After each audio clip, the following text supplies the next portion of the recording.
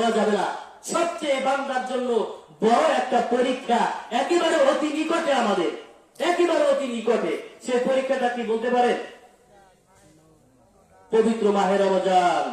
এই পবিত্র মাহে রমজান যখন আসে, আমাদের অনেকের কিছু কিছু ব্যাধি, কিছু কিছু রোগ বৃদ্ধি পেয়ে যায়। কি বলেন, পায় না? আপনাদের এলাকায় আছে কিনা জানি না, আমাদের এলাকায় আছে। একেবারে রমজান আসার কয়েকদিন আগ দিয়া রাস্তা দিয়ে হাঁটে আর পেটের ভিতরে ডলা মারে। কি হয়েছে? গ্যাস্ট্রিকে জ্বালার বাঁচি না। তার মানে কি, রমজান যে আসতেছে ওর ভিতরে খবর হয়ে গেছে যে এই যে রমজান আসতেছে, না খেয়ে থাকতে হবে, কষ্ট করতে হবে। আগেরটা যদি পেট ফুট দইরা মানুষকে যদি একটু বুঝাইতে পারি আমার গ্যাস আছে, আমার সমস্যা হচ্ছে, তাহলে রোজা থাকা লাগবে না। কিন্তু মানুষের চোখকে তুমি ফাঁকি দিলা, আল্লাহর চোখকে কিভাবে ফাঁকি দিবা? কি বলেন, আল্লাহর চোখকে ফাঁকি দেওয়া যাবে? হ্যাঁ, আল্লাহ কি দেখেন? দেখেন কি দেখেন না? হ্যাঁ, আল্লাহ তাআলা আপনার আমার প্রতি, সৃষ্টি কুলের প্রতি এমন ভাবে দৃষ্টি দিয়ে আছেন, তার রহমত দিয়ে এমন ভাবে দৃষ্টি দিয়ে আছেন যে একটা চোখের পলক পড়তে পারে, অতটুকু সময় আল্লাহ তাআলার কোনো নিদ্রা নাই, আহার নাই, হাজত নাই। সমস্ত সর্বসময় আল্লাহ তাআলা তার কুদরত দিয়ে তাম পৃথিবীর উপরে, তাম মানুষের উপরে আল্লাহ তাআলা দৃষ্টি দিয়ে আছেন। কি বলেন, ঠিক কি ঠিক না? এই কথা যদি আমরা অবিশ্বাস করি, আমরা কি ঈমান থাকবে? আমাদের ঈমান থাকবে না। কারণ হযরত মূসা আলাইহিস সালাতু ওয়াস সালাম, আপনারা শুনছেন না, আল্লাহর একজন পয়গম্বর ছিলেন। এই আল্লাহর পয়গম্বর হযরত মূসা আলাইহিস সালাতু ওয়াস সালাম আল্লাহ তাআলার সাথে কথা বলতেছেন। কথা বলতে বলতে একদিন আল্লাহ তাআলাকে প্রশ্ন করলেন, আল্লাহ তুমি যে এই যে এত দিনের পরে দিন, রাতের পরে রাত, এইভাবে বছরের পরে বছর, যুগের পরে যুগ থাকো, তোমার কি ঘুম নাই? মূসাকে বলতেছেন আল্লাহ যে, হে মূসা, আমার ঘুম আছে কি নাই এটা কি তুমি বাস্তব প্রমাণ নিয়ে দেখবা না তুমি শুনবা? তো মূসা বলতেছেন যে, আল্লাহ যদি বাস্তব দেখতে পারি তাহলে শোনার কি দরকার? তো বলতেছে, ঠিক আছে, তোমার এই প্রশ্নের উত্তর বাস্তব প্রমাণ সহ আমি তোমাকে আগামীকাল সকালবেলা তোমাকে দিব। তবে তোমার সাথে আমার একটা শর্ত আছে। তো কি শর্ত? শর্ত হলো তুমি আমাকে একটা কাঁচের গ্লাসে করে এক গ্লাস পানি পান করাবা, পানি খাওয়াবা। তা আল্লাহ কি খাওয়ার প্রয়োজন আছে? কি বলেন? কিন্তু এটা মূসাকে পরীক্ষা করার জন্য বলছেন। তো বলছে, ঠিক আছে, তো পানিটা কখন দিব? পানিটা দিবা হলো তুমি রাত্রে গভীর রজনীতে এক গ্লাস পানি নিয়ে আসবা, এসে এই পাহাড়ের চূড়ায় তুমি অপেক্ষা করবা, আমার যখন সময় হবে আমি তোমার কাছ থেকে চেয়ে নিব। ঠিক আছে আল্লাহ, এক গ্লাস পানি তো, যেরকম দামি কিছু তো আর না। ঠিক আছে, এবার মূসা এক গ্লাস পানি নিয়ে রাতের অন্ধকারে চলে আসছে পাহাড়ের চূড়ায়, পানি নিয়ে দাঁড়িয়ে আছেন। পানি নিয়ে দাঁড়িয়ে থাকতে থাকতে শরীরের মধ্যে একটা ক্লান্তি চলে আসছে। মহান আল্লাহ তাআলার সবচেয়ে বান্দার একটা নিয়ামত হচ্ছে বান্দার জন্য রাত্রি। সারাদিন আপনি যত পরিশ্রম করেন না কেন, সারাদিন আপনি যত কষ্ট করেন না কেন, সারাদিন আপনি যত ক্লেশ করেন না কেন, যখন রাতের অন্ধকারে ঘরের বিছানায় যখন পিঠ লাগাইয়া আপনি আরামের ঘুম দিবেন, সমস্ত কষ্ট, সমস্ত ক্লেশ দূর হয়ে আবার সকালবেলা আপনি একেবারে সুস্থ মস্তিষ্ক নিয়ে আবার দুনিয়ার কাজে বের হয়ে যেতে পারবেন। কি বলেন, ঠিক কিনা? যদি একদিন একটু ঘুম কম হয়, সারাদিন শরীরটা ম্যাচ করে, কাজে মন বসে না, কোনো কিছুতে মন বসে না। কি বলেন, ঠিক কিনা? তাহলে ঘুম বান্দার জন্য এত এত সুন্দর, এত দামি একটা নিয়ামত, যেটা অনুমান তখনই করা যায় যখন ঘুম একটু কম হয়।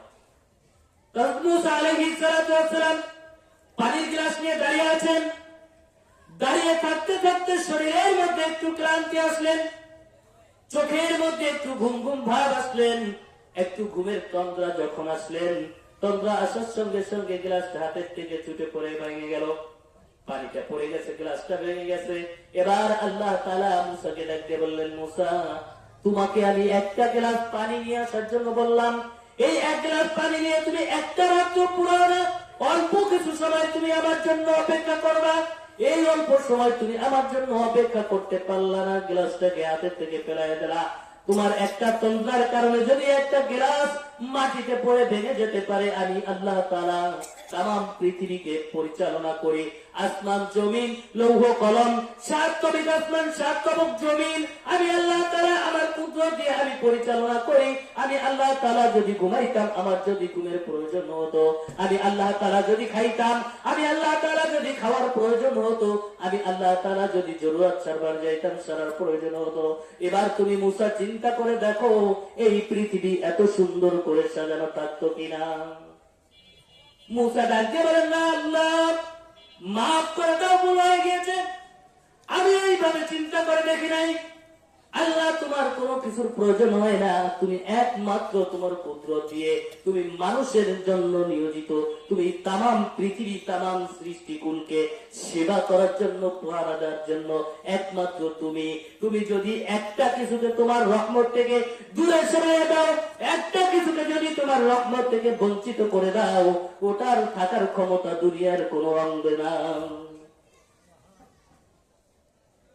তাহলে এই নিদ্রা ঘুম এটা আল্লাহ তাআলার নাই।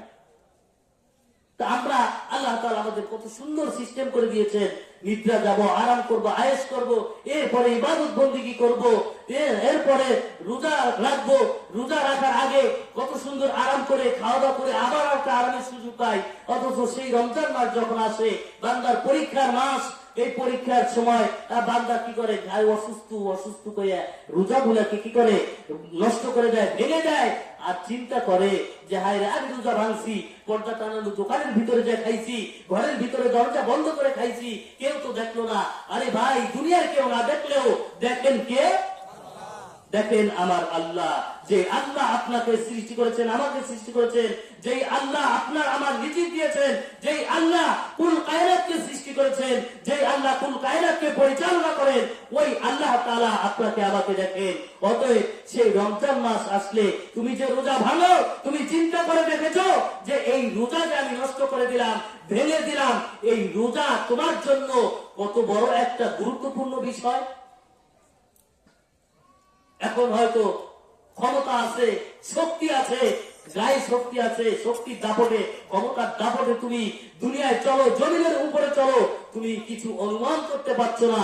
কিন্তু এমন একটা সময় তোমার আসবে, তুমি নিজে নিজে নিজেই হাঁটতে যাবা, তুমি নিজের হাঁটায় নিজে পিছনে পড়ে যাবা। কি বলে, ঠিক কিনা?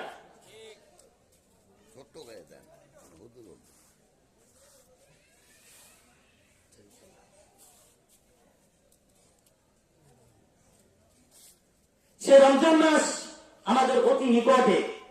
আমরা একেবারে এটা আল্লাহ তাআলার পক্ষ থেকে বান্দার জন্য বিরাট পরীক্ষা। আমরা সকলে পাস করার জন্য চেষ্টা করবো তো ইনশাআল্লাহ? রমজানের রোজা বলে রাখার চেষ্টা করবো তো ইনশাআল্লাহ? তাহলে আমি যে আয়াতগুলো তেলাওয়াত করেছিলাম, যে আয়াতের উপরে আলোচনা আমি শুরু করেছিলাম, আংশিক কিছু আলোচনা আমি করলাম, বাকি অনেক আলোচনা রয়ে গেল। আসলে সময় সংকীর্ণতার কারণে আমি আমার আলোচনা শেষ করতে পারলাম না। আপনার কমিটি থেকে সময় শেষ এরকম ঘোষণা আসছে। তো আল্লাহ তাআলা যদি আবার কখনো আপনাদের সম্মুখে আমাকে আনেন, আমি আসতে পারি, সুযোগ হয় আসার, আলোচনা করব। আল্লাহ তাআলা আমাদের সকলকে যেন আলোচনা শুনে আমাদের এই দুনিয়ার থেকে নাফসুল মুতমাইন্নাহ, আল্লাহ তাআলার পছন্দনীয় বান্দা হয়ে জান্নাতি মানুষ হয়ে যেন এই দুনিয়া থেকে যেতে পারি। আল্লাহ তাআলা যেন আমাদের সকলকে তৌফিক দান করেন, কবুল করেন। আমিন। ওয়া আখিরু দাওয়ানা আলহামদুলিল্লাহি রাব্বিল আলামিন। আসসালামু আলাইকুম ওয়া রাহমাতুল্লাহি ওয়া বারাকাতুহু।